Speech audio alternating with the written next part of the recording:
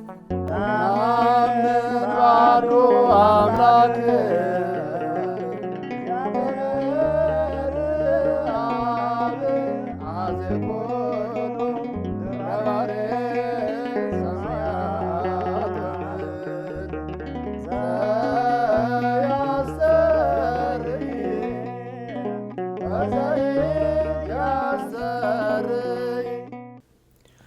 በስመ አብ ወወልድ ወመንፈስ ቅዱስ አሐዱ አምላክ አሜን። የተወደዳችሁ በሕያው እግዚአብሔር ጸጋ ትምህርተ ሃይማኖትን ከኛ ጋር እየተካፈላችሁ በያላችሁበት እግዚአብሔርን የምታመልኩ የምታከብሩ ጸጋው በጥበብና በአእምሮ ሁሉ ይብዛላችሁ እያልኩ እንደ ጌታ ጸጋና ምሕረት መጠን ከባለፈው የቀጠለውን የትምህርተ ሃይማኖት ቀጣይ ክፍል የምንመለከት ይሆናል። ስድስተኛው አንቀጽ የትምህርተ ሃይማኖት ሁለተኛው ክፍል ላይ እንዳለን ታስታውሳላችሁ። በጴንጤናዊው በጲላጦስ ዘመን ስለኛ ተሰቀለ፣ ታመመ፣ ሞተ፣ ተቀበረ፣ በሶስተኛው ቀን ከሙታን ተለይቶ ተነሳ፣ በቅዱሳት መጻሕፍት እንደተጻፈው የሚለውን አንቀጽ ነው እያየን ያለነው። ጌታችን ኢየሱስ ክርስቶስ እንደተሰቀለ ተሰቀለ ብቻም ሳይሆን ስለ ኃጢአታችን እንደተሰቀለ፣ እንደታመመ፣ እንደሞተ ደግሞም ከሙታን ተለይቶ እንደተነሳ የሚያስታውሰንን የትምህርተ ሃይማኖት አንቀጽ ስንመለከት በተለይ ስነ ስቅለቱ የወንጌል ማዕከል ነው፣ የአገልግሎቱ ማዕከል ነው። ጌታችን ኢየሱስ ክርስቶስ በመስቀል ላይ የከፈለውን ዋጋ ማዕከል ያደረገው ትምህርት መሰረታዊ መሆኑን ለማስገንዘብ ከዛም ባሻገር በመስቀል ላይ ነው የሚለው አንቀጹና ብዙ ጊዜ መስቀል ሲባል ያው የተሰቀለበትን ስለሆነ ሕሊናችን የሚያስበው የተሰቀለውን ወደ ማሰብ፣ የተሰቀለውን ወደ ማስተዋል፣ የተሰቀለውን ወደ ማመን እንድንመጣና ከዚህም የተነሳ እንደ እግዚአብሔር ቃል የሆነ ግንዛቤ እንዲኖረን ይጠቅማሉ ያልኋቸውን በዚህ ክፍል እንድንመለከታቸው ያሰመርኩባቸውን ነጥቦች አስታውሻችኋለሁ። በተከታታይ 2 ጊዜ ይህንን ክፍል ተመልክተናል። ከመግቢያው ጀምሮ 3 ጊዜ እንግዲህ ጌታ ኢየሱስ ክርስቶስ መሰቀሉን ይህም ደግሞ ስለ ኃጢአታችን የተከፈለ ዋጋ መሆኑን ቅዱሳት መጻሕፍት በግልጽ ያብራሩልናል፣ ያስተምሩናል። በተለይ በአንደኛ ቆሮንቶስ ምዕራፍ 1 ከቁጥር 18 ጀምሮ እስከ 25 ያለውን ክፍል አንብበነዋል። ከዚህ ጋር በተያያዥነት እንግዲህ ጌታችን ኢየሱስ ክርስቶስ የከፈለውን ዋጋ በተመለከተ መጽሐፍ ቅዱስ የሚያስተምረን ትምህርት ሰፊ ነው። 5 ነጥቦችን በዚህ ክፍል እናያለን ካልኳችሁ በኋላ ይሄንን አሁን ያነሳሁትን የመጀመሪያ ክፍል አድርገን ሀ ብለን እንግዲህ ጌታ ኢየሱስ ክርስቶስ ተሰቀለ የሚለውን የመዳን ቃል እንደገናም ደግሞ እኛን ለማዳን ስጋ የሆነውን አካላዊ ቃል ስግው ቃል የሚያመለክት ትምህርት እንደሆነና ይሄንን ማስተዋል እንዳለብን ተካፍለናል። እንግዲህ ዛሬም በዚህ ክፍል ያለውን ትምህርት በደንብ ለማስተዋል እንድንችል መጽሐፍ ቅዱሳዊ የሆኑ ወይም ደግሞ ከመጽሐፍ ቅዱስ ትምህርት ጋር ተያይዞ ሁልጊዜ የምንሰማቸው ቃላት አሉ። እነዚህም ቃላት መስዋዕት፣ ማስተስሪያ፣ ደም፣ ማስታረቅ ወይም ደግሞ እርቅ፣ ቤዛነትና መዋጀት ወይም ደግሞ ዋጆ የሚሉ ቃላት ናቸው። እነዚህን ቃላት በተገቢ መልኩ መረዳት እንድንችል በተለይም ደግሞ በመጀመሪያው ክፍል 3ቱን ነጥቦች መስዋዕት፣ ማስተስሪያና ደም የሚለውን ማየት እንድንችል ሀ ባልነው ክፍል የምንካፈል መሆኑን ገልጬላችኋለሁ። እንግዲህ ትናንትናም ከዛ በፊትም በነበረን ጊዜ ስለ መስዋዕት መጽሐፍ ቅዱሳዊ የሆነውን መሰረት በተወሰነ መልኩ ተመልክተነዋል።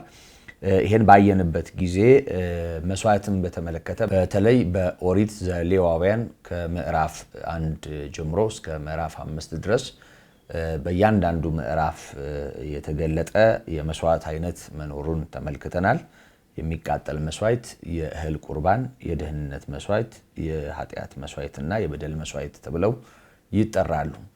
እነዚህም እንዴት እንደሚፈጸሙ እና በእግዚአብሔር ፊት ሰው የሚያቀርባቸው መስዋዕቶች መሆናቸውን ተመልክተናል። እንደሚቀርቡበት ሁኔታም የአቅራቢው ልብ የተለያየ አይነት ነገር ሊኖረው እንደሚችልም እንዲሁ አስታውሰናል። ሰው በእግዚአብሔር ፊት ተቀባይነት ለማግኘት ደግሞ በእግዚአብሔር ፊት ተቀባይነት እንዳለው የሚያውቀውም ሰው ይሄንኑ ተቀባይነት አጠንክሮ በዘለቄታ ለመያዝ ከሚያቀርባቸው ነገሮች መካከል ቁርባን ወይም ደግሞ መስዋዕት የምንለው በመጽሐፍ ቅዱስ የብሉይ ኪዳን መጽሐፍት በተለይም ደግሞ በሙሴ መጽሐፍት በተለየ ሁኔታ ትኩረት የተሰጣቸውና ተመዝግቦ የምናገኘው እውነት መሆኑን አስታውሰናል።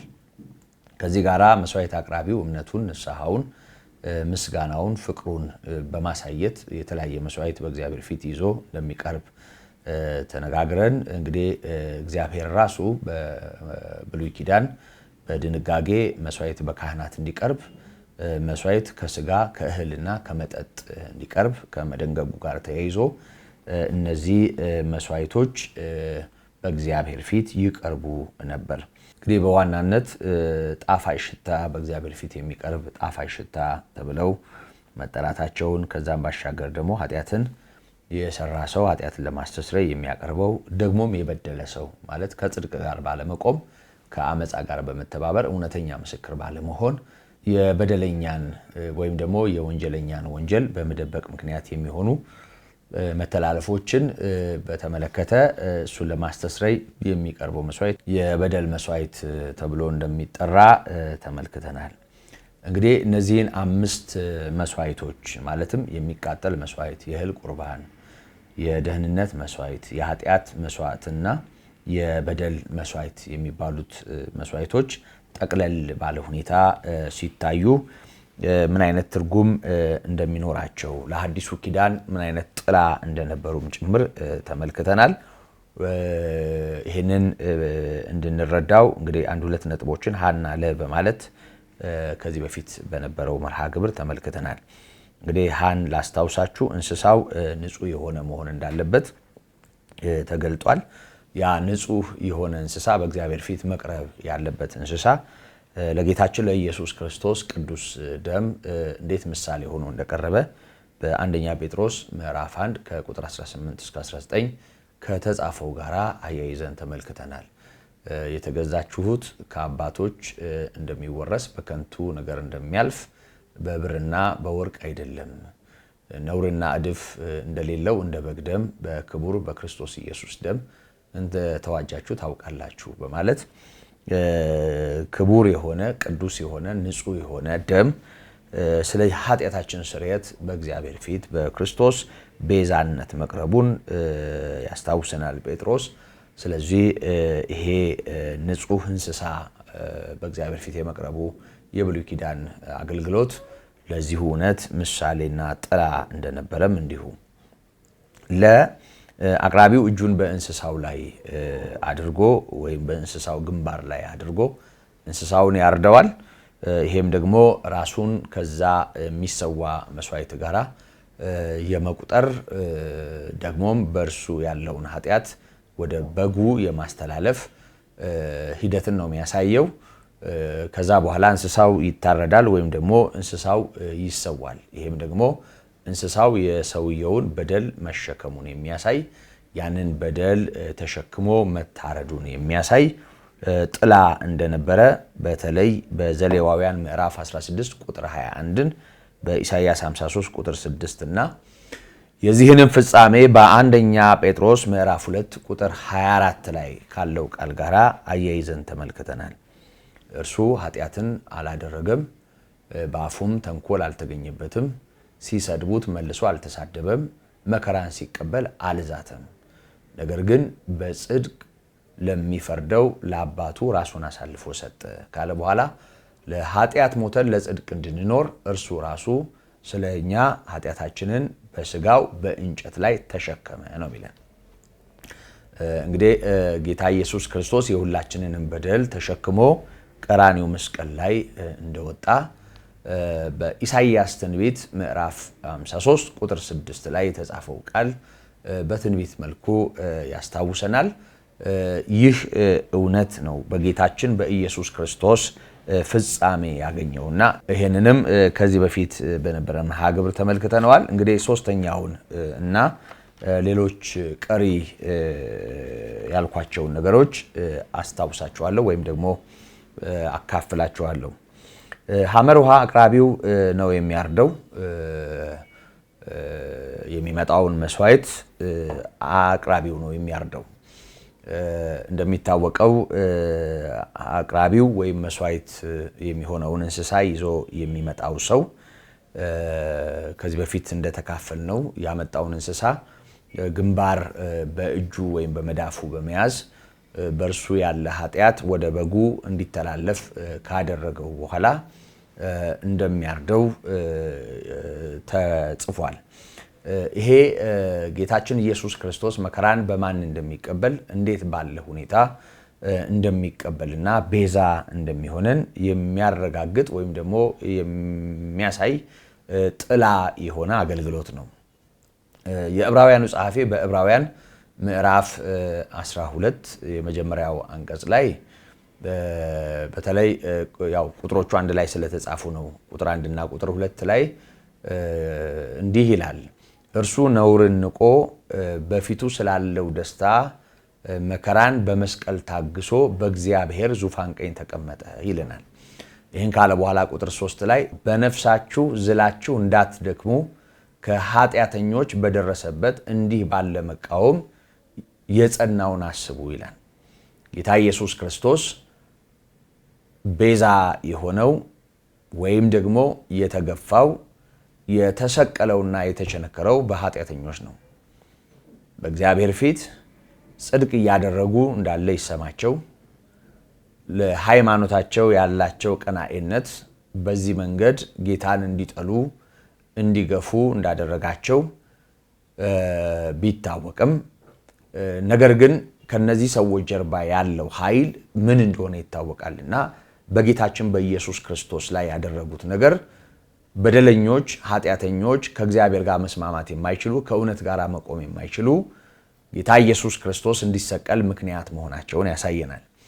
እንግዲህ በጥቅሉ እግዚአብሔር የሰውን ልጅ ከጨለማው ስልጣን ለማዳን ኢየሱስ ክርስቶስን ወደ ዓለም በመላኩ ጌታችን ኢየሱስ ክርስቶስ ስለ ኃጢአታችን መሰቀሉን እናስተውል ወይም እንመን እንጂ ቀጥታ ግን ኢየሱስ ክርስቶስን በእንዲህ አይነት ሁኔታ ጠልተውና ገፍተው በመስቀል ላይ እንዲሰቀል ያደረጉት ሰዎች በብሉይ ኪዳን ዘመን እኔ ኃጢአተኛ ነኝ፣ በደለኛ ነኝ ብሎ መስዋዕት የሚሆነውን እንስሳ ጎትቶ አምጥቶ እጁን በእንስሳው ላይ ጭኖ እንስሳው እንዲታረድ የሚያደርግ ወይም ደግሞ የእንስሳውን የሚያርደው ሰው ኃጢአተኛ በመሆኑ ምክንያት ይህን እንደሚያደርግ አሁንም ጌታችን ኢየሱስ ክርስቶስ ከኃጢአተኞች የደረሰበትን ተቃውሞ ነው ቅዱሳት መጻሕፍት የሚነግሩን።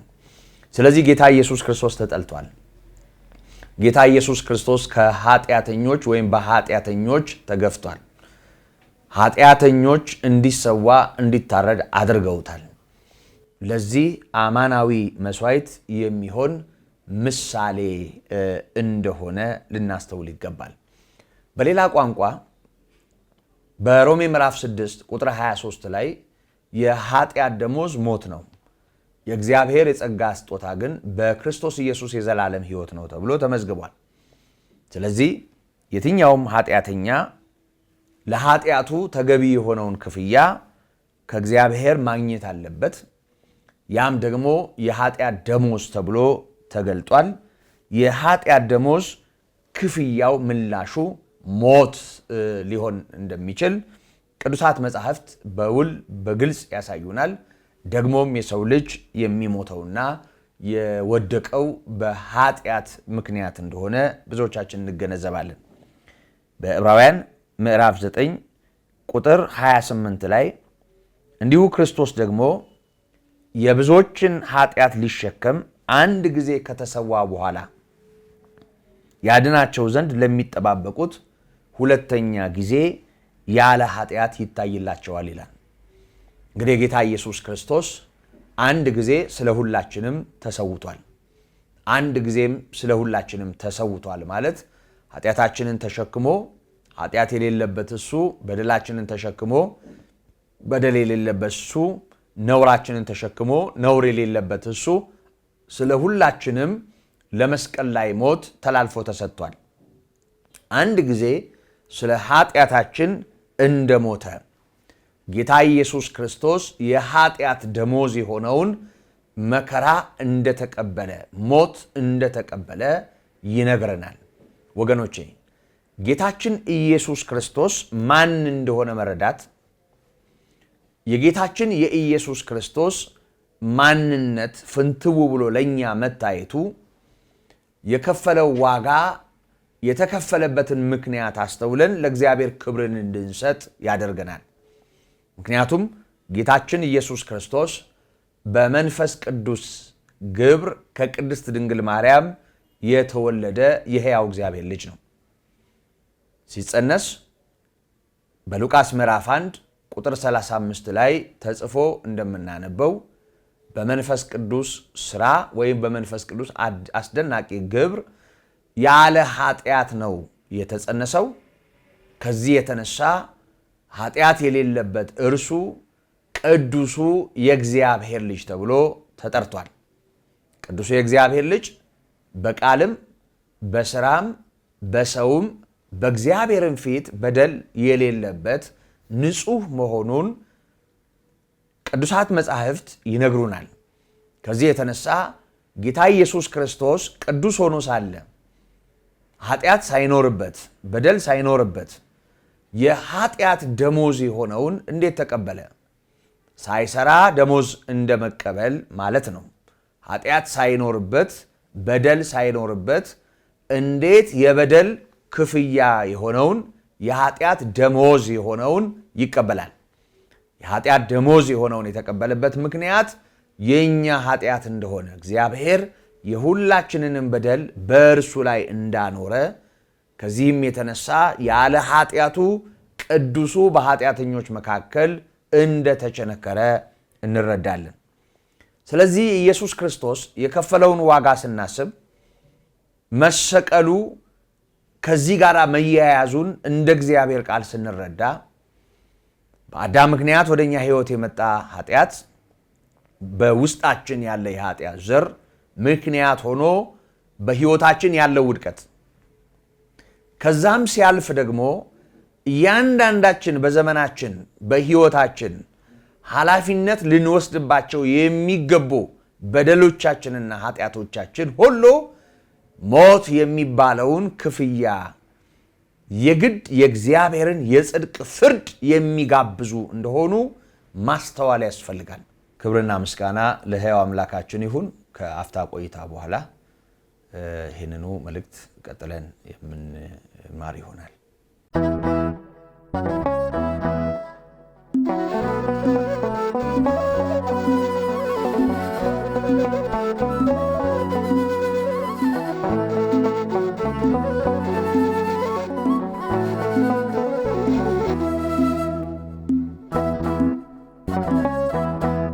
ክብርና ምስጋና ለሕያው አምላካችን ይሁን። ተመልሰናል። ወገኖቼ ጌታ ኢየሱስ ክርስቶስ በደላችንን ተሸክሞ ኃጢአታችንን ተሸክሞ ለኃጢአት ማስተስሪያ በማስተስሪያው ቀን እንደሚታረደው በግ ቀራንዮ መስቀል ላይ ከኃጢአተኞች ጋር ተቆጥሮ ተቸንክሯል። ያለ ኃጢአቱ የተቸነከረው እርሱ የተቸነከረበት ምክንያት እኛ እንደሆን ከገባንና ካስተዋል በመስቀል ላይ ያለነው ወይም የነበርነው እኛ ነን ማለት ነው። ያ ማለት በሌላ ቋንቋ ምን ማለት ነው? እሱ ሲገደል ተገድለናል፣ እሱ ሲሞት ሞተናል ማለት ነው። ስለዚህ እያንዳንዱ ኢየሱስ የእግዚአብሔር ልጅ መሆኑን የሚያምን በሥጋ የተገለጠው ጌታ እኛን ለማዳን እንደሆነ የሚያምን ኢየሱስ ስለ ኃጢአታችን መሰቀሉን እግዚአብሔርም የሁላችንን በደል በእርሱ ላይ ማኖሩን የምናምን እኛ ይህንን እውነት በማመናችን ምንድን ነው የሆነልን ብለን ስናይ ኃጢአታችን የሚያስከፍለውን ዋጋ እኛ ኢየሱስ ክርስቶስ በከፈለበት ጊዜ ከፍለናል ማለት ነው። በሌላ ቋንቋ ለእኛ የተከፈለ ዋጋ ነው። ለምሳሌ አንድ ሻይ ቤት ገብተን ሻይ ብንጠጣ ወይም ደግሞ አንድ ምግብ ቤት ገብተን ምግብ ብንበላ ያንን ከተጠቀምን በኋላ አስተናጋጇ ወይም አስተናጋጁ ሂሳብ ልንከፍል ስንል ተከፍሏል ቢሉን ቀጣዩ ጥያቄያችን የሚሆነው ማን ነው የከፈለው ብለን ወይም የሚያውቀንን ሰው ፍለጋ ነው ዞር ዞር የምንለው። እግዚአብሔር ይስጥልኝ ለማለት የከፈለልን ማን እንደሆነ ለማወቅ ከባልንጀራችን ወይም ከቤተሰብ አባል ጋራ በታክሲ ተሳፍረን የሆነ ቦታ እየሄድን ገንዘብ ሰብሳቢው ገንዘብ ከሰበሰበ በኋላ ገንዘቡን አጠገባችን ያለው ሰው ከፍሎልን ሁለተኛ ሂሳብ ብሎ ቢጠይቀን በጣም ጸባይኛ ሰዎች ከሆን ተከፍሎሃል ብለን ልንመልስለት እንችላለን። ምናልባትም ግንፍል የምንል ቁጡ የሆነ ሰዎች ከሆነ ደግሞ በጣም በስጨት ብለን ሌባ ልታጭበረብረን ነው ልንል እንችላለን። ምክንያቱም እንደተከፈለልን ስለምናውቅ። በጣም የሚገርመው ነገር ብዙዎቻችን በዚህ መጠን ጌታ ኢየሱስ ክርስቶስ የከፈለልንን ዋጋ ስለማናስተውለው ተከፍሎልንም ልንከፍለው የማንችለውን እንከፍላለን ብለን የምንታገል ተከፍሎልንም ደግሞም እንደተከፈለልን አስተውለን ለከፋዩ ተገቢውን ክብር መስጠት የሚሳነን በጣም ከዛ ሲያልፍ ደግሞ እንደተከፈለልን ስለማናስተውል ባለ ዕዳ እንደሆን ተሰምቶን የምንኖር ደካሞች ነን። ሻይ ላጠጣን፣ ምግብ ለጋበዘን፣ ታክሲ ላይ ለከፈለልን ወይም በህይወታችን እኛ ልናደርገው የሚገባውን ላደረገልን የሚኖረንን አክብሮት ወይም ትኩረት ወይም ምላሽ ያህል እንኳ ለዚህ የሚሆን ማጣታችን ኢየሱስ ክርስቶስ ተሰቀለ የሚለውን እንዲሁ በደምሳሳው እንዲሁ በደመነፍስ የምንቀበልና ስቅለቱን የሚያሳይ ስዕል ግድግዳችን ላይ ወይም ትራስጌያችን ላይ ለጥፈን እንዲሁ ጌጥ የምናደርግ ከመሆን አልፈን ጌታ ኢየሱስ ክርስቶስ ለሕይወታችን የከፈለው ዋጋ ያደረገልን ነገር ገብቶን ለእግዚአብሔር ተገቢውን ክብር ልንሰጥ ይገባል። ደግሞ ዕዳው እንደተከፈለለት ሰው ሊሰማንም ይገባል። ዕዳው እንደተከፈለለት ሰው ተከፍሎልናል። ጌታ ኢየሱስ ክርስቶስ የእኛን በደል ተሸክሞ ነው የተሰቀለው። መስቀሉን ስናስብ ዕዳችን እንደተከፈለልን፣ በሌላ ቋንቋ እኛው ራሳችን እንደከፈል ነው። ለተከፈለልን ጉዳይ የተከፈለልንን አውቀን የተከፈለበትን ለመቀበል የምንሄድ ሰዎች ማንም ይክፈለው ተከፍሎልን እንደተከፈለልን የሚያረጋግጥ ሪሲት ወይም ደግሞ ደረሰኝ ይዘን ከሆነ ራሳችን እንደከፈል ነው ተሰምቶን ነው ሄደን የተከፈለልንን ነገር ይዘን የምንመጣው። ስለዚህ ሐዋርያው ቅዱስ ጳውሎስ በሮሜ ምዕራፍ 6 ላይ ይሄን በተመለከተ ከዚህ ታላቅ እግዚአብሔር ምሕረት ጋር ራስን ስለመቁጠር ከመጀመሪያው ቁጥር አንስቶ እስከ ቁጥር 11 ድረስ ያለውን እናስታውስ። ከቁጥር 1 ጀምሮ እንዲህ አነበዋለሁ። ጸጋ እንዲበዛ በኃጢአት ጸንተን እንኑርን የሚል ጥያቄ ያነሳና አይደለም ይላል። ስለ ጸጋው የሚነገር ወይም የሚሰጠው ትምህርት እንደሱ ማለት አይደለም ይላል። ለኃጢአት የሞትን እኛ ወደፊት እንዴት አድርገን በሱ እንኖራለን ይላል። መቼ ነው ለኃጢአት የሞት ነው? ለኃጢአት የሞትን እኛ ነው የሚለው። ለኃጢአት ሞተናል ማለት ኃጢአት ለሚጠይቀው ዋጋ ሞተናል ማለት ነው። አንዳንድ ጊዜ ለኃጢአት ሞተናል የሚለውን ህሊናችን እንዴት ነው የሚረዳው? ኃጢአት ለሚባለው ነገር የኔ ሰውነት ሙት ነው፣ የኔ ሰውነት የሞተ ነው። በቃ የኔ ሰውነት ኃጢአትን በተመለከተ አሁን ንቁ አይደለም፣ አክቲቭ አይደለም፣ ዴድ ሆኗል። ስሜቴ ወይም ደግሞ ለኃጢአት ያለኝ ነገር የሞተ ነው የሚል ትርጉም ሰጥተን ነው የምናነበው። እንደሱ አይደለም። እንደሚታወቀው ኢየሱስ ክርስቶስ ለኛ ሞቷል። ደግሞ በዚህ ክፉ ዓለም ውስጥ ያለን እኛ ለኃጢአት ከነቃው የሥጋ ፈቃድ የተነሳ ከሥጋ ጋር እየታገልን ነው የምንኖረው። ቅዱስ ጳውሎስ ሁለተኛ ቆሮንቶስ ምዕራፍ 5 ላይ ራቁታችንን መሆን ስለማንሻ ድንኳን በሚሆን በዚህ መኖሪያችን ያለን እኛ ደክሞን እንቃትታለን እንዳለው። ስለዚህ ከስጋ ጋር እየታገልን በመቃተት ነው የምንኖረው። ፊልጵስዩስ ምዕራፍ 3 ከቁጥር 20 ጀምሮ እንደተጻፈው ከላይ የሚመጣው ቤዛችን አገራችን በሰማይ የሆነውን እኛን ለመውሰድ በሚመጣበት ጊዜ ሁሉን ለራሱ ሊያስገዛ እንደሚችልበት አሰራሩ ክቡር ስጋውን እንዲመስል የተዋረደው ሰዋችንን ወይም ሰውነታችንን ይለውጣል ነው የሚለው።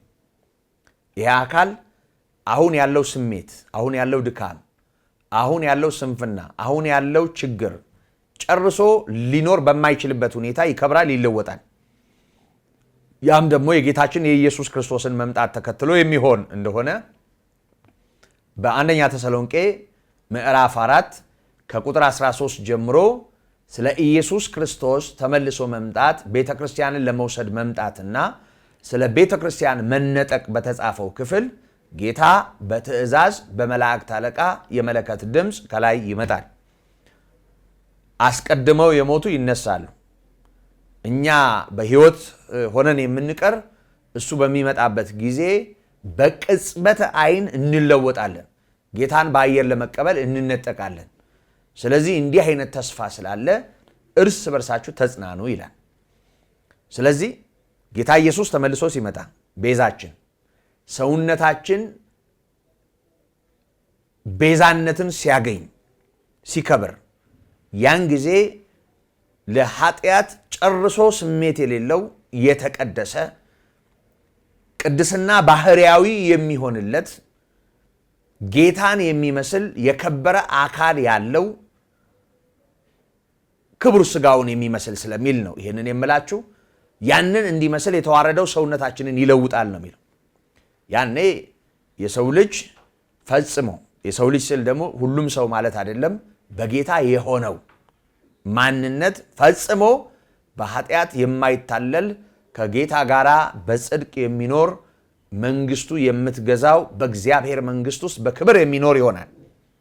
ስለዚህ ይሄ ለኃጢአት ሞቶ ለጽድቅ መኖር የሚለው ቋንቋ አንድ ሰው ባመነበት ቅጽበት በቃ ስሜቱም ከኃጢአት ጋር የተያያዘውም ዝንባሌው ጨቅላላ በዛው ቅጽበት ተለውጦ እንደ መልአክ ይሆናል ወይም ደግሞ ከትንሣኤ በኋላ የሚኖረውን አይነት አካል ይኖረዋል ማለት አይደለም። ብዙ ሰው እንደዚህ ስለሚተረጉምና እንደዚህ ስለሚያስብ እግረ መንገዴን ነው ይህን እያነሳው ያለሁት፣ ርዕሴን አልሳትኩም። አይምሮ ላይ ይሄ ስለሚጫር አንዳንድ ሰዎች እኔ እኮ በጌታ ነኝ፣ እኔ እኮ አምኛለሁ፣ እኔ እኮ ክርስቲያን ሆኛለሁ፣ ግን ድካም አለብኝ፣ ስንፍና አለብኝ፣ ችግር አለብኝ፣ አላመንኩም ማለት ነው፣ አልዳንኩም ማለት ነው የሚል ግራ መጋባቱ ስለሚገቡ ይህንን በተገቢ ሁኔታ ባለማስተዋል የሚመጣ ጣጣ መሆኑን እግረ መንገዴን ለመናገር ነው። ስለዚህ አስተውሉ። ለኃጢአት የሞትን እኛ ወደፊት እንዴት አድርገን በሱ እንኖራለን? መቼ ነው እኛ ለኃጢአት የሞት ነው? መቼ ነው እኛ ለኃጢአት የተገደል ነው?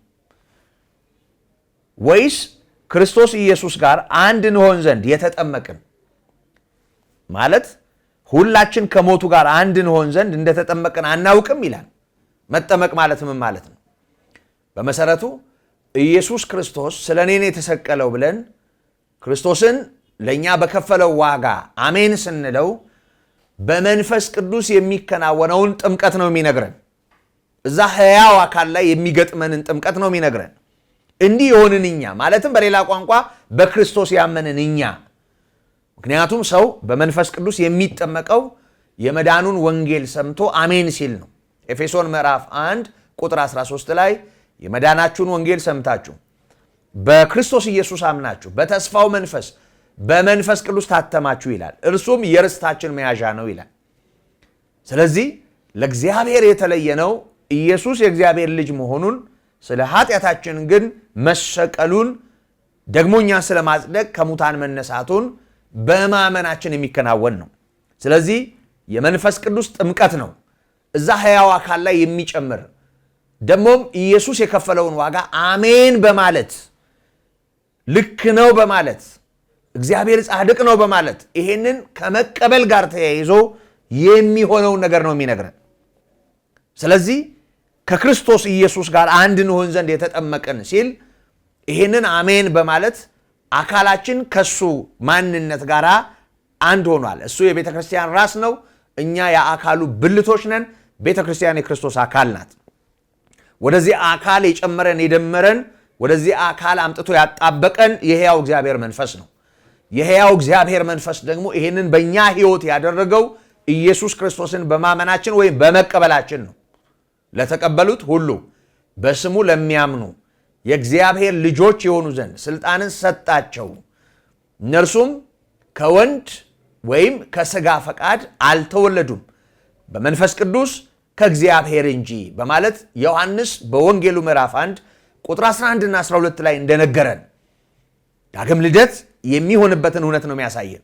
ዳግም የምንወለድበት እውነት ምንድን ነው? እኛን ከጨለማው ስልጣን ለማዳን ቤዛ መሆኑን ክርስቶስ የምናምንበት ቅጽበት ነው። እና እኛ መቼ ነው የምንሞተው? ይሄንን የምናምን እኛ ኢየሱስ ክርስቶስ ሲሰቀል ነው የሞት ነው። እሱ ሲገደል ነው የሞት ነው። ምክንያቱም እሱ የሞተበት ምክንያት እኛ ከሆን የእኛ ዕዳ የተከፈለው ያኔ ከሆነ እኛ የሞት ነው ያኔ ነው ማለት ነው። መቼ? ኢየሱስ ክርስቶስ ስለ ኃጢአታችን ሲሰቀል። ስለዚህ እንግዲህ ክርስቶስ በአብ ክብር ከሙታን እንደተነሳ እንዲሁ እኛም በአዲስ ሕይወት እንድንመላለስ ከሞቱ ጋር አንድ እንሆን ዘንድ በጥምቀት ከእርሱ ጋር ተቀበርን ይላል። ስለዚህ ከእርሱ ጋር ተቀብረናል፣ አንድ ላይ በጥምቀት እዛ አካል ውስጥ ተጨምረናል፣ አንድ ላይ ሞተናል፣ አንድ ላይ ስለ እኛ ከሞተው ከእሱ ጋር ተባብረናል ማለት ነው። ሞቱን በሚመስል ሞት ከእርሱ ጋር ከተባበርን ትንሣኤውን በሚመስል ትንሣኤ ደግሞ ከእርሱ ጋር እንተባበራለን። ልክ ነው። ስለ እኔ ነው የሞተው ብለን የምናምን ከሆነና አብረነው ተሰቅለን እንደ ሞትን የምንቀበል ከሆነ ደግሞ ኢየሱስ ክርስቶስን እግዚአብሔር በመንፈስ ቅዱስ ሲያስነሳው ሕያው ሲያደርገው በቀኙ ሲያስቀምጠውም ሕያዋን እንደሆንን እንዳስነሳን በቀኙ እንዳስቀመጠን እንዲሁ ነን ማለት ነው። ምክንያቱም ኤፌሶን ምዕራፍ 2 ላይ በክርስቶስ ኢየሱስ በሰማያዊ ስፍራ ተቀምጫለሁ ሲል ጳውሎስ ከእሱ ጋር መሰቀሉን አምኖ ከክርስቶስ ጋር ተሰቅያለሁ እንዳለ ከእርሱ ጋር መነሳቱን አምኖ ከእሱ ጋር የተነሳው እሱ ከእሱ ጋር በአብ ቀኝ እንዳለ አምኖ መናገሩን ልናስተውል ይገባል። ስለዚህ ጌታ ኢየሱስ ክርስቶስ እንዲህ ባለ ሁኔታ ስለ እኛ በከፈለው ዋጋ እኛ አሁን በእግዚአብሔር ፊት ያለን ስፍራ ምን እንደሚመስል ነው የሚነግረን። ይኸውላችሁ ሞቱን በሚመስል ሞት ከእርሱ ጋር ከተባበርን ትንሣኤውን በሚመስል ትንሣኤ ከእርሱ ጋር ደግሞ እንተባበራለን። እንግዲያስ ከእንግዲህ ወዲያ ለኃጢአት እንዳንገዛ የኃጢአት ሥጋ ይሻር ዘንድ አሮጌው ሰዋችን ከእርሱ ጋር እንደተሰቀለ እናውቃለን፣ የሞተስ ከኃጢአቱ ጸድቋልና ነው የሚለው። አንድ ሰው ወንጀል ሰርቶ በተከሰሰበት በተፈረደበት ጉዳይ ቅጣቱን ከተቀበለ ለተቀጣበት ጉዳይ አሁን ተጠያቂ አይደለም። ለዛ ወንጀል አሁን ተጠያቂ አይደለም። ምክንያቱም ቅጣቱን ወስዷልና። የኃጢአት ደሞዝ ሞት ነው። ስለዚህ ሞተናል። ስለ ሞትን በኃጢአት ጉዳይ በእግዚአብሔር ፊት ተጠያቂዎች አይደለንም። ምክንያቱም እኛ ከኢየሱስ ክርስቶስ ጋር ተሰቅለናል፣ ከኢየሱስ ክርስቶስ ጋር ሞተናል። እሱ የከፈለው ዋጋ ስለ እኛ መሞቱን ብቻም ሳይሆን መነሳቱን ስለሚያረጋግጥ ከእሱ ጋር ሞተን ከእሱ ጋር የተነሳን እኛ አሁን ለሞትንለት ጉዳይ አንኖርም። በሌላ ቋንቋ ደግሞ ከኃጢአታችን ነፃ ነን ማለት ነው።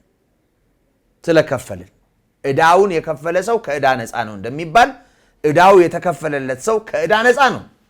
ይሄንን ነው የሚነግረን። ይሄንን እናምናለን። ነገር ግን ከክርስቶስ ጋር ከሞትን ከእርሱ ጋር ደግሞ በሕይወት እንድንኖር እናምናለን ይልና ክርስቶስ ከሙታን ተነስቶ ወደፊት እንዳይሞት እንደገና የኃጢአት ደሞዝ የሆነውን ሊቀበል ሊሞት ወደዚህ ዓለም አይመጣም። በማያልፍ የሕይወት ኃይል የተሾመ ሊቀ ካህን ነው።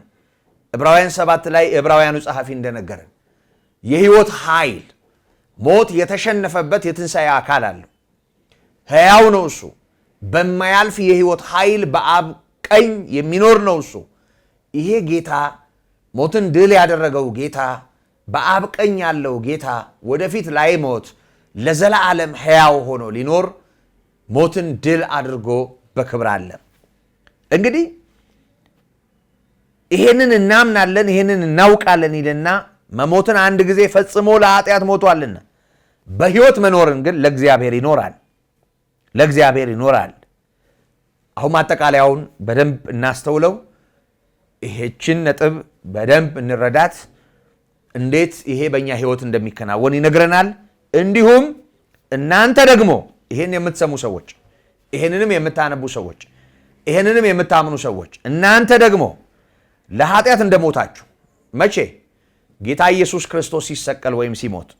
ነገር ግን በክርስቶስ ኢየሱስ በጌታችን ሆናችሁ ለእግዚአብሔር ሕያዋን እንደሆናችሁ ራሳችሁን ቁጠሩ። ጉዳዩ የአቆጣጠር ጉዳይ ነው ማለት ነው። መሞታችንን መቁጠር ከማን ጋራ? ከክርስቶስ ጋራ። መነሳታችንን መቁጠር ከማን ጋራ? ከክርስቶስ ጋራ። በእግዚአብሔር ዙፋን ቀኝ መቀመጣችንን መቁጠር ከማን ጋራ? ከክርስቶስ ጋራ። ወደፊት ላንሞት ሕያው ሆነን መኖራችንን ማስተዋል ከማን ጋራ? ከኢየሱስ ክርስቶስ ጋር። ክብር ለስሙ ይሁን። ይሄ በኢየሱስ መስቀል በኢየሱስ መሰቀል የተገኘ እናስተውለው።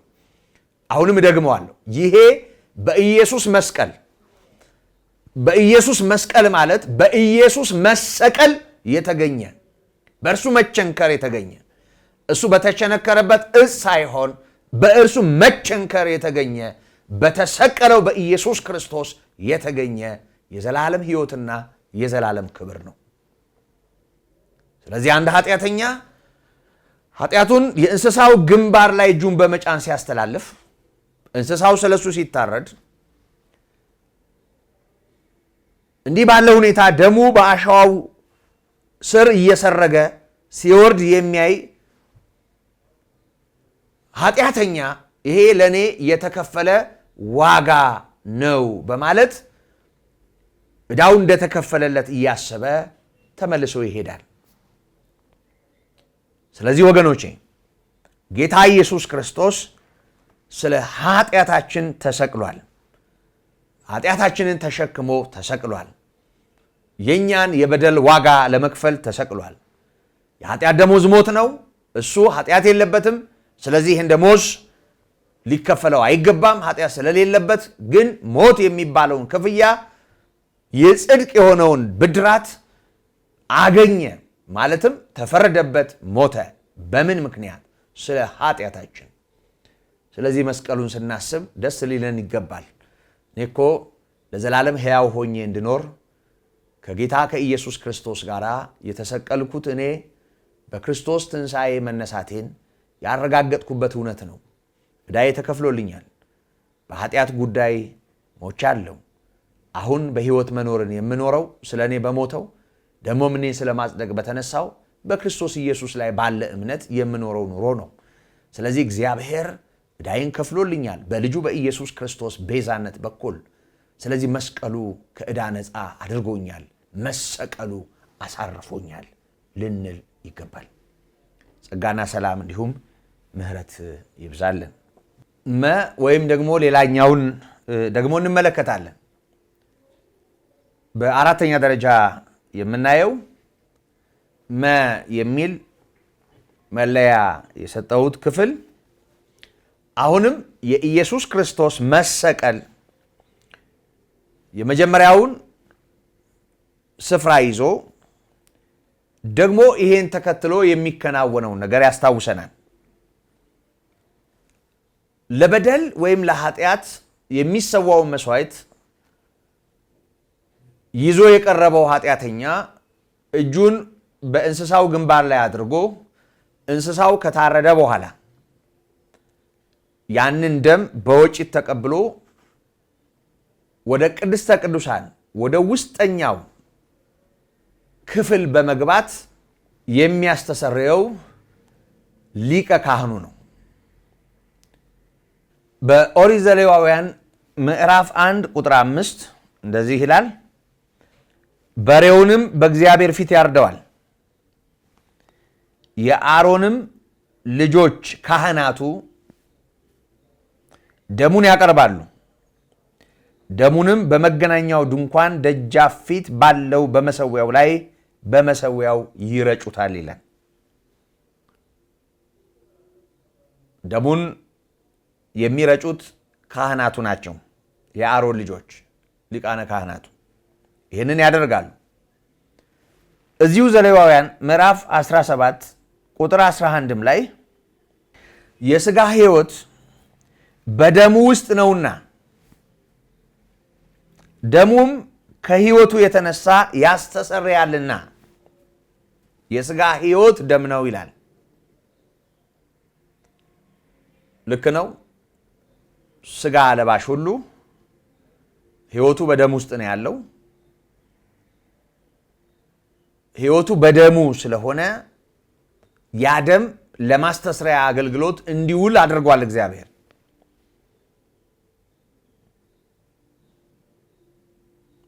ያስተሰርያልና በመሰዊያው ላይ ለነፍሳችሁ ማስተስሪያ ይሆን ዘንድ እኔ ለእናንተ ሰጠሁት ይላል። ማለትም የእንስሳው ደም ለማስተስሪያ አገልግሎት ይውላል። አቅራቢዎቹ ካህናት ናቸው። ልክ በዚሁ ቋንቋ በዕብራውያን ምዕራፍ 9 ቁጥር 12 ላይ እንዲህ ተጽፎ እናነባለን። በመሰረቱ ከላይ ከፍ ብዬ ባነበው ደስ ይለኛል እንዳልቆነጽለው በንጽጽር ብሉይና ሐዲሱ ኪዳን የቀረበበት ምዕራፍ ስለሆነ የብሉይ ኪዳን መስዋዕትና የሐዲሱ ኪዳኑ መስዋዕት ማለቴ ነው። ፊተኛይቱ ይላል ብሉይ ኪዳንን ነው። የአገልግሎት ስርዓትና የዚህ ዓለም የሆነው መቅደስ ነበራት። የመጀመሪያይቱ ድንኳን ተዘጋጅታ ነበር። የመጀመሪያይቱ ድንኳን ማለት ፊት ለፊት ያለው የመጀመሪያው ክፍል ማለት ነው። ድንኳኑ ሁለት ክፍል ነው የሚኖረው። መቅደሱ ሁለት ክፍል ነው የሚኖረው፣ ቅድስትና ቅድስተ ቅዱሳን። ወይም ደግሞ ስያሜው አንዳንዴ ሁለቱንም ቅድስት በማለት ሲጠራ እናያለን፣ ወይም መቅደስ ሲባል እንሰማለን። የሆነ ሆኖ ግን መቅደሱ ሁለት ክፍል ነበረው። የመጀመሪያው ድንኳን ተዘጋጅቶ ነበርና በእርሷም ቅድስት በምትባለው ውስጥ መቅረዙና ጠረጴዛው የመስዋዕትም ህብስት ነበረባት። በቅድስቱ ከሁለተኛው መጋረጃ ወዲያ ቅድስተ ቅዱሳን የምትባለው ድንኳን ነበረች። ቅድስት ቅድስተ ቅዱሳን። በዚያ ውስጥ የወርቅ ማዕጠንት ነበረ። ሁለንተናውን በወርቅ የተለበጠ የኪዳን ታቦት፣ በእርሷም ውስጥ መና ያለበት የወርቅ መሶብና የበቀለች የአሮን በትር የኪዳኑም ጽላት ነበሩ ይላል። እንግዲህ ቅድስተ ቅዱሳን ውስጥ ታቦት የመጀመሪያው ነው። ታቦቱ ውስጥ ደግሞ እነዚህ ሶስት ነገሮች ይኖራሉ። የኪዳኑ ጽላት በእግዚአብሔር ጣት የተጻፈባቸው ትእዛዝ የተጻፈባቸው 10ቱ ትእዛዛት የተጻፉባቸው አለቶች ናቸው ጽላት ተብለው የሚጠሩት። ደግሞ በምድረ በዳ መና ህዝቡን እንደመገበ በሚያስታውስ ሁኔታ መሶበ ወርቁ ታቦቱ ውስጥ እንዲቀመጥ እግዚአብሔር አዟል። ታቦት በመሰረቱ የቃሉ ትርጉም ሳጥን ማለት ነው። የጽላቱና አሁን የማነሳቸው ዕቃዎች ማስቀመጫ ማለት ነው። ጽላቱ ይኖራል። በምድረ በዳ እግዚአብሔር ህዝቡን እንደመገበ የሚያስታውስ መሶበ ወርቅ ይኖራል። በሶስተኛ ደረጃ በዘኍልቍ ምዕራፍ 16 ላይ የምናነበውን ታሪክ ስናነብ እንደምናስተውለው በተአምራት የበቀለች በትረ አሮን ወይም የአሮን በትር እዚህ ውስጥ ትቀመጣለች። ታቦቱ ውስጡ ጽላት ይኖራል፣ መሶበ ወርቅና በትር ይኖራል። እሱን ነው የሚያስታውሰን። እንግዲህ በመቅደሱ ውስጥ ያሉትን ነዋያ ቅዱስ የምንላቸውን ወይም ነዋያተ ቅድሳት የምንላቸውን ነው እያስታወሰን ያለው። በላይዋ ማስተስሪያውን የሚጋርዱ የክብር ኪሩቤል ነበሩ። ስለ እነዚህ ስለ እያንዳንዳቸው ልንናገር አሁን አንችልም ይላል። ያው የብሉይ ኪዳኑ ስርዓት ስለሆነ አሁን ካለው ኪዳን ጋራ በጥላነት የሚያሳየው ነገር ከመኖሩ ውጪ ያ ስርዓት አሁን ስለሌለ አሁን እሱን በዝርዝር ማብራራት አያስፈልግም። አያስፈልግም። በመሰረቱ አሁን አገልግሎቱ ስለተፈጸመ ስለነዚህ ስለ እያንዳንዳቸው አሁን ልንናገር አንችልም ይላል። ይህ እንደዚህ ተዘጋጅቶ ሳለ ካህናት አገልግሎታቸውን እየፈጸሙ ዘውትር በፊተኛይቱ ድንኳን ይገባሉ። ካህናት የሚባሉት የአሮን ልጆች የመጀመሪያው ክፍል ላይ ይገባሉ። በመቅረዙ ዘይት በመጨመር እሳት በመለኮስ በህብስት ገበታው ላይ ህብስት በማኖር ህብስት በማንሳት በቁም ማዕጠንቱ ላይ ዕጣን በማኖር ያንን ዕጣን በማጨስ የመጀመሪያውን ክፍል ወይም ቅድስቱን ያገለግላሉ። በሁለተኛይቱ ግን ሊቀ ካህናት ብቻውን በዓመት አንድ ጊዜ ይገባባታል። መጋረጃውን አልፎ በዓመት አንዴ ሊቀ ካህናት ብቻውን ያለ አጀብ ይገባባታል። እርሱም ስለ ራሱና ስለ ሕዝቡ ስህተት የሚያቀርበውን ደም ሳይዝ አይገባም። ካህኑ የግድ ደም ይዞ ነው የሚገባው። ያለ ደም አይገባበትም ነው አይገባበትም። ፊተኛይቱም ድንኳን በዚህ ቆማ ሳለች ወደ ቅድስት የሚወስደው መንገድ ገና እንዳልተገለጠ መንፈስ ቅዱስ ያሳያል። የሚገርመው ነገር ይሄ ሁሉ የብሉይ ኪዳን ስነ ስርዓት አዲሱን ኪዳን ፍንትው አድርጎ ለማሳየት የሚያስችል ጥላ ሆኖ እንዲያገለግል ነበር የተዋቀረው። ስለዚህ ዘወትር እየገቡ እየወጡ የሚያገለግሉት አገልግሎት አለ። በዓመት አንዴ ደግሞ ወደ ውስጥ ገብተው የሚያገለግሉት አገልግሎት አለ። ወደ ውስጥ የሚገባው ሊቀ ካህን ነው። ደም ሳይዝ አይገባም። ያም ደግሞ ወደ ቅድስት የሚወስደው መንገድ እንዳልተከፈተ ወይም እንዳልተገለጠ፣ አንድ ቀን ግን እንደሚገለጥ ወይም እንደሚገባበት የሚያሳይ ጥላ ነበር ነው የሚለን። ክብር ለስሙ ይሁን። ተገብቶበታል። አሁን አንዱ ገብቶበታል፣ ሊቀ ካህናት ኢየሱስ። ምሳሌነቱ ግን ይሄንን ለማሳየት ነው። መንፈስ ቅዱስ ይሄንን ለማሳየት ነው ይሄን ስርዓት ያዋቀረው ነው እያለን ያለ። ይሄንን ይልና ቁጥር 9 ላይ ይህም ለአሁኑ ጊዜ ምሳሌ ነው። የነበረው ነገር ሁሉ እንደዚህ መባና መስዋዕት ይቀርባሉ። እነዚህ እስከ መታደስ ዘመን ድረስ እስከ አዲሱ ኪዳን የተደረጉ ስለ ምግብና ስለ መጠጥ ስለ ልዩ ልዩ መታጠብም የሚሆኑ የሥጋ ስርዓቶች ብቻ ናቸው። የሚያመልከውን በሕሊና ፍጹም ሊያደርጉት አይችሉም ይላል። ይህንን የሚያቀርበው ሰው የሕሊና ነፃነት አይሰማውም። ፍጹም ሊያደርጉት አይችሉምና ፍጹም አይሆንም። እንስሳ በየዓመቱ እየጎተተ ይመጣል። ስለ እሱ የሚቀርበው ይቀርብለታል። ግን ሁልጊዜ በበደለኝነት ስሜት ይኖራል፣ ሕሊናው ስለማይነጻ ስለማይቀደስ። ነገር ግን ክርስቶስ ይመጣ ዘንድ ላለው መልካም ነገር ሊቀ ካህናት ሆኖ በምትበልጠውና በምትሻለው በእጆችም ባልተሰራችው ማለትም ለዚህ ፍጥረት ባልሆነችው ድንኳን፣ የሰው እጅ ያልሰራት ድንኳን ወይም ለዚህ ፍጥረት ያልሆነች ድንኳን፣ የምትበልጥ ድንኳን፣ እጅግ የከበረች ድንኳን፣ በሰው እጅ አልተሰራችም፣ ለዚህ ፍጥረት አይደለችም፣ ወይ በዚህ ዓለም በሰው ጥበብ በተለያዩ አልባሳት ያጌጠ መቅደስ አይደለም፣ ወይም ድንኳን አይደለም። እጅግ የከበረ የሚበልጥ በሰው እጅ ያልተሰራ ጌታ ኢየሱስ ያገለገለበትን የሚያገለግልበትን መቅደስ ነው የሚነግረን። የዘላለምን ቤዛነት አግኝቶ አንድ ጊዜ ፈጽሞ ወደ ቅድስት በገዛ ደሙ ገባ እንጂ በፍየሎችና በጥጆች ደም አይደለም ይላል። የፍየሎቹ፣ የጥጆቹ፣ የኮርማዎቹ ደምና መስዋዕት ለዚህኛው ምሳሌና ጥላ ነበር እንጂ ምንም ከዛ ያለፈ ፋይዳ አልነበረውም። የሚያመልከውን ሰው የሕሊና ነፃነት አይሰጠውም፣ አያሳርፈውም።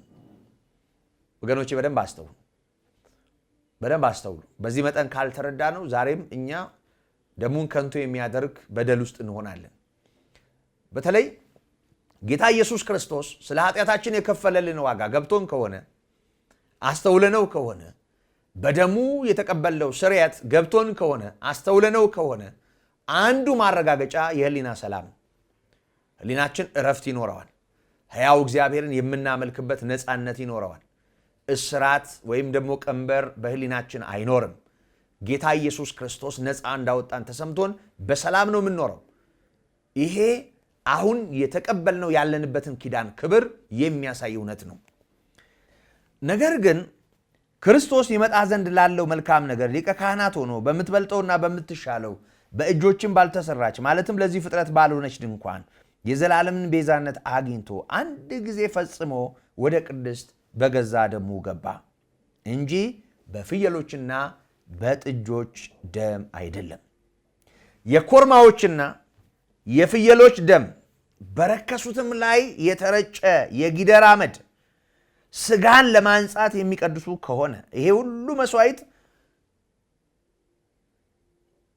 ስጋን ለማንጻት ማለትም በአንዳንድ ጉዳይ እርኩስ ተብሎ የተለየ ሰው የመንጻቱ ስርዓት ከተፈጸመለት በኋላ ደግሞ ቅዱስ ነው ተብሎ ከማህበረሰቡ ጋር እንዲቀላቀል የሚያደርግ ከሆነ ነውር የሌለው ሆኖ በዘላለም መንፈስ ራሱን ለእግዚአብሔር ያቀረበው የክርስቶስ ደም እንዴት ይልቅ ሕያው እግዚአብሔርን ልታመልኩ ከሞተ ሥራ ሕሊናችሁን ነፃ ያደርግ ይሆን ወይም ያነፃ ይሆን ይላል። እግዚአብሔር ይመስገን። የውስጥ መንጻት፣ የሕሊና ነፃነት፣ የውስጥ ረፍት የኢየሱስ ክርስቶስ ደም ምክንያት ሆኖ በእውነት እግዚአብሔርን በክርስቶስ የምናውቅ ሰዎች የምንቀዳጀው ትልቅ ትልቅ ድል ነው። ጌታ ኢየሱስ ክርስቶስ ስለ ሁላችንም ተሰቅሏል። ስለ ሁላችንም የተሰቀለው እርሱ፣ ስለ እኛ ደሙን የከፈለው እሱ በክብር ወደ አባቱ ይሄዷል። ያ ጥላ እና ምሳሌ የነበረው አገልግሎት አማናዊና ደግሞም አካል በሆነው ተተክቷል። የማትጠቅም የምትደክም ስለሆነች የቀደመችው ትእዛዝ ተሽራለች እንዳለ ጸሐፊው፣ የቀደመችዋ ትእዛዝ አሁን ፍጹም በሆነው ተተክቷል። ጌታ ኢየሱስ ክርስቶስ ስለ ሁላችንም በመስቀል ላይ የከፈለው ዋጋ በእግዚአብሔር ፊት በነፃ ሕሊና በተፈወሰ ሕሊና እግዚአብሔር አዳነኝ፣ ታደገኝ፣ ጌታ ኢየሱስ ተቤዠኝ ብለን እንድንዘምር ምክንያት ሆኖናል። ደግመዋለሁ ይህን ቃል ወገኖቼ። የእንስሶች ደም፣ የፍየሎችና የኮርማዎች ደም የሰውን ሕሊና አይቀድስም፣ የሰውን ሕሊና አያሳርፍም። ደካማና ከጥላነት ያለፈ ፋይዳ ያልነበረው አገልግሎት ነበር በዛ የሚፈጸመው። አሁን ግን ነውር የሌለው ሆኖ በዘላለም መንፈስ የተሰዋ ይለዋል። በዘላለም መንፈስ ማለት ለሁል ጊዜ የሚሆን ሆኖ የቀረበ የኢየሱስ ክርስቶስ ደም ሕያው እግዚአብሔር ልታመልኩ ከሞተ ሥራ ሕሊናችሁን እንዴት ያነጻው ይሆን ነው የሚለው። ስለዚህ ኢየሱስ ክርስቶስ በመስቀል ላይ በጴንጤናዊ በጲላጦስ ዘመን ስለ ኃጢአቴ ተሰቀለ በማለት የሚያምን አማኝ ወይም ምእመን ይህንን በማመኑ እኔን ለማጽደቅም ተነሳ ብሎ በማመኑ ኃጢአቱ ዕዳ እንደተከፈለለት ደግሞም በጽድቅ ለመኖር እግዚአብሔር በክርስቶስ እንዳስነሳው በማመኑ ምክንያት እረፍት ሊሰማው ድኛለሁ፣ ምሕረት አግኝቻለሁ፣ ይቅርታ አግኝቻለሁ፣ ዋጋዬ ተከፍሎልኛል፣ ለደካማው ለኔ ምንም ማድረግ ለማልችለው ለኔ እግዚአብሔር ይሄን አድርጎልኛል በማለት እርፍ ሊል ይገባዋል። ይሄ እረፍት ተሰምቶን ካላመለክ ነው አናውቀውም። በደመ ነፍስ ነው ምንኖረው፣ አልገባንም። እግዚአብሔር በክርስቶስ ያደረገልን ነገር ገና ገና ገና ጠብ አላለልንም። እንደ ቃሉ ተምረን እንደ ቃሉ ተመክረን ገና ገና ገና ገና አላረፍንም ማለት ነው። ወገኖቼ የኢየሱስ ክርስቶስ ደም ከኃጢአቱ ሊያነጻን እግዚአብሔርን ሕያው የሆነውን እግዚአብሔርን መንፈስ የሆነውን እግዚአብሔርን ምሉ የሆነውን እግዚአብሔርን እንድናመልክ ከሞተ ሥራ ሕሊናችንን ነፃ ያወጣዋል። ስለዚህ ጌታ ኢየሱስ ክርስቶስ ነፃነት ነው።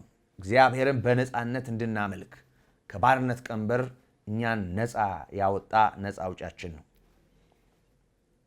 ከዚሁ ርዕስ ሳንወጣ ከመጀመሪያው ክፍል ልናስተውላቸው የሚገቡ ተጨማሪ ከመስዋዕቱ ጋር የተያያዙ መልእክቶች ለጌታ ምሕረት ጌታ ቢፈቅድ በሚቀጥለው መርሃ ግብር የምንካፈል ይሆናል። ጸጋው በጥበብ በአእምሮ ሁሉ ይብዛላችሁ። ወስብሐት ለእግዚአብሔር።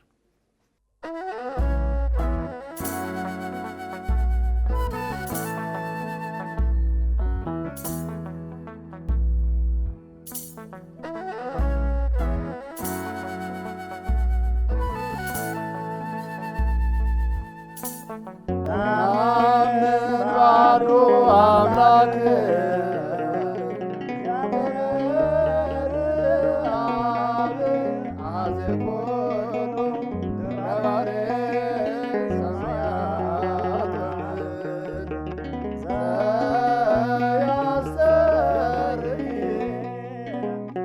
ሚካኤል